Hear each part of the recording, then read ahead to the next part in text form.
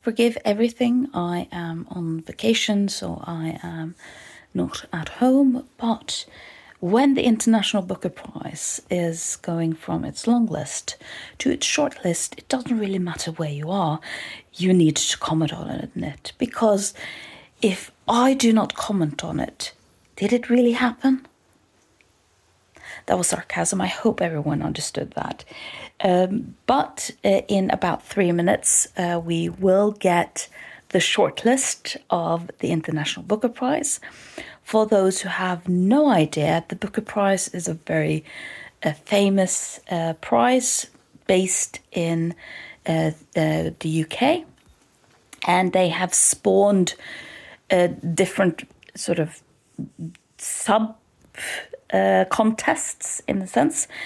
So the International Booker Prize is a prize that happens every year, where a book that was translated into English and published within the UK or Ireland is available to be nominated. And then they nominate about 12 or 13 books. Then they will shortlist that to 5 or 6, and then they will announce a winner. And the prize will then be divided between the author and the translator. So it's a way of talking about translation, literature and translation, and all of that good stuff. So I have sadly not read all of the books on the long list. I have read The Nights Are Quiet in Tehran by Shida Bazair, which is about a family who is dealing with the consequences of the Iranian war or revolution, and who flees to Western Germany, and it follows through several decades. And it's not bad, but it wasn't really... I think that the timing of the book and the timing of the global politics of the time makes the book more relevant than if things hadn't been as it is now in Iran.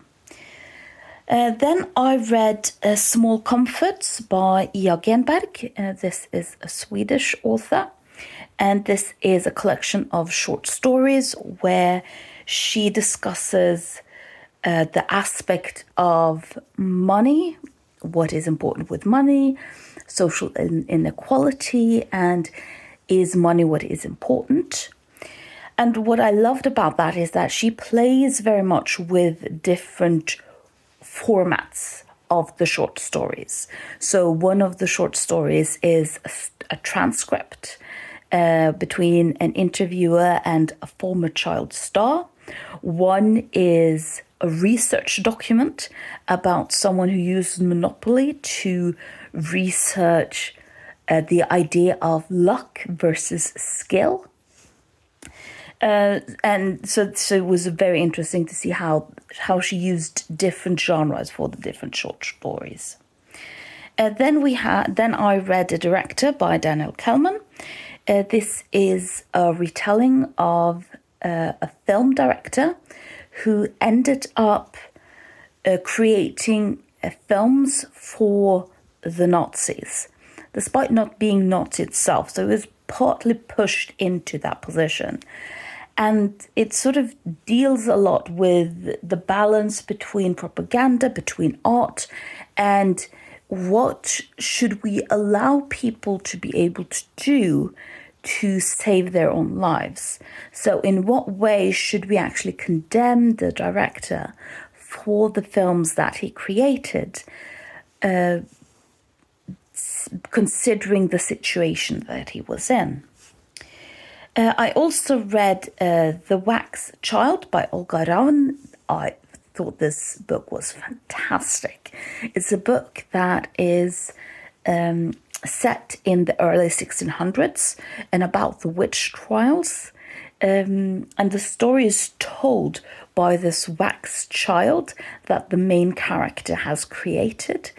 And what I thought was interesting with what Olga Ravn did with this book was it's a story about the witch trials that starts with saying that the main character that we are following is in fact a witch, which is a very brilliant new take. And then I read Taiwan Travelogue by Yang Shang-Shi. And this is, I don't really know when it is set, but it is at the time when Taiwan was a colony of Japan. And so you have this Japanese writer who travels to Taiwan to explore all of the wonderful things that have happened to Taiwan due to them being a colony. And the local guide that this author then has that questions, is that what it is important?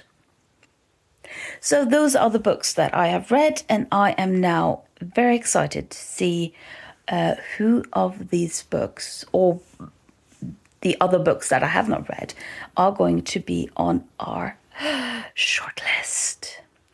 The International Booker Prize, the energizing and unmissable shortlist, has been announced. So, on the shortlist, we find Nights Are Quiet in Tehran. I was really not surprised that this book would be on the shortlist, again due to global issues, means that the book is quite relevant. Then we have the book She Who Remains by René Karbash.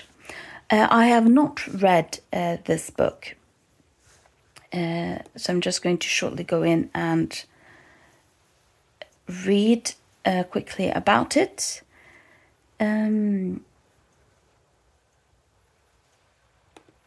Okay, they do not want me to go and quickly read about it, so I'll just go through the entire list and then I'll go and read shortly about the books that I haven't read.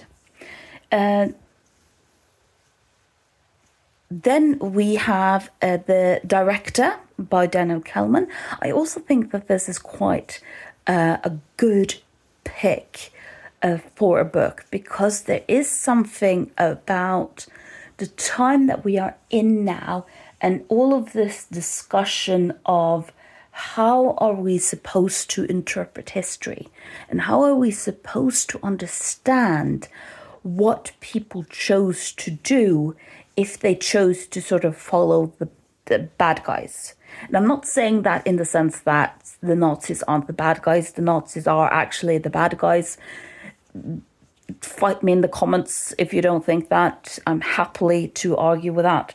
But what I do think is that there are a lot of discussions now in regard to how do we deal with our foreparents or people in the past who have done bad stuff. In what way do we understand it and contextualize that? And the director does sort of ask those questions, I think, in a very good way. Then we have On Earth as It Is Beneath by Anna Paula Maya. I have not read that book either. Then we have The Witch by Maria Ndiaye.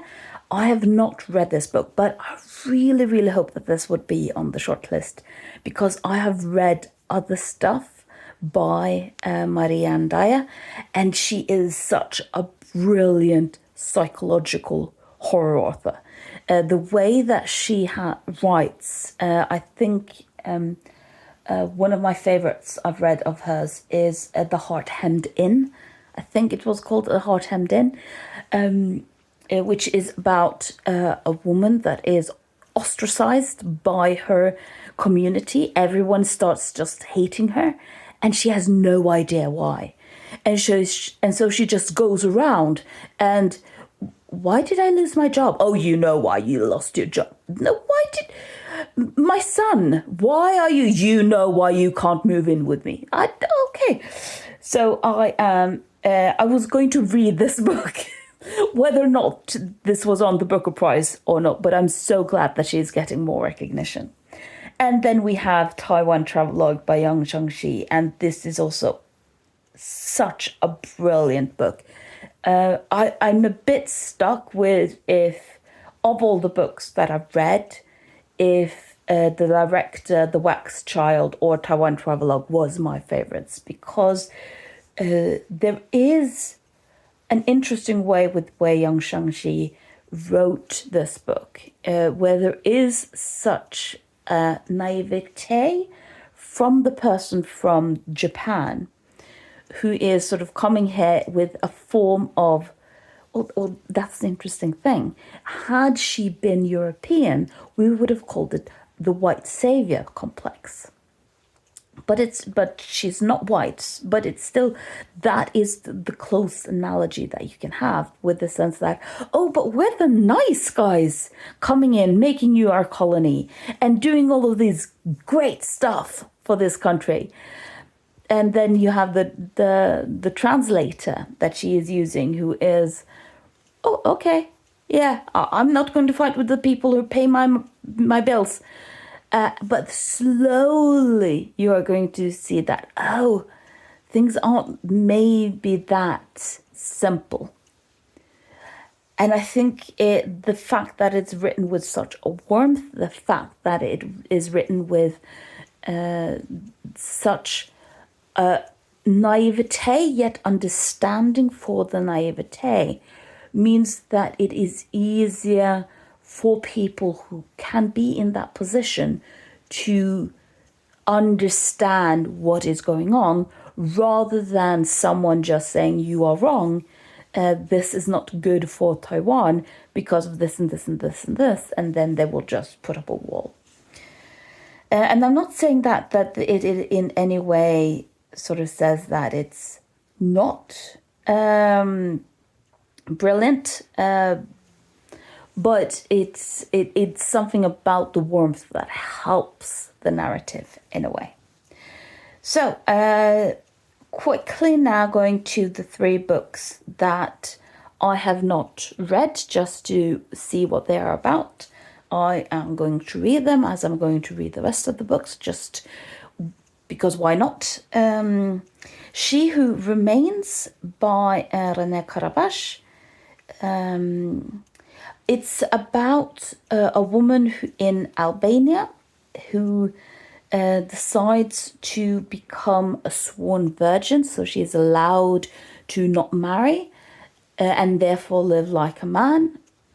And this, of course, is very liberating for her, but it does have consequences, which is an interesting take on what happens when we choose to limit people in how they choose to live their life. So that seems like it's going to be an interesting read. Then we have On Earth as It Is Beneath by Anna Palamaya. This is, I'm just reading now very, very quickly. On the land where enslaved people were once tortured and murdered, they built a penal colony in the wilderness where inmates could be rehabilitated but never escape. Now, decades later, and having only succeeded in trapping men, not changing them for its better, its operations are winding down. Interesting. So, what happens to the criminals that we cannot rehabilitate? Oh, this is a very interesting topic to read more about, in the sense that how do we deal with wrongdoings? There sort of, Norway is, and that's the country where I'm from, is sort of known for its the way we deal with prisoners, because it's considered in the world very humane. We are focusing a lot more about rehabilitation rather than punishment. And that's true to some extent. We do have some exceptions. But what do you do with people that you cannot rehabilitate? And then we have The Witch by Maria Ndaye. And again, this was a book when I saw that she was coming up with a new book in translation, I knew this was a book I'm going to read because I've loved her work. And I'm just reading the start here. A mediocre witch in a mediocre marriage tries to pass on her gift to her twin daughters who, it becomes apparent, have skills far beyond her own. Interesting. Oh, that could be interesting. That sounds like such an interesting concept. If you have powers, how do you pass them on to someone who has more powers than you?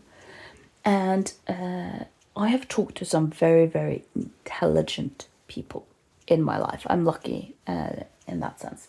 And the most interesting conversations I have are with those who grew up more intelligent than their parents. Not in everything necessarily, but for example with academic intelligence or IQ. Because how do you, as a parent someone who is so much smarter than you without sort of going to the just go to your room because I'm the grown-up. So it starts off like this is a concept that could be hilariously funny, yet if this is the Maria India that I know, which is a psychological horror author, it sounds almost better. So that was the Booker International shortlist for 2026. Who are you going to read of those? Who have you read of those? And thank you for listening to me screaming into the void.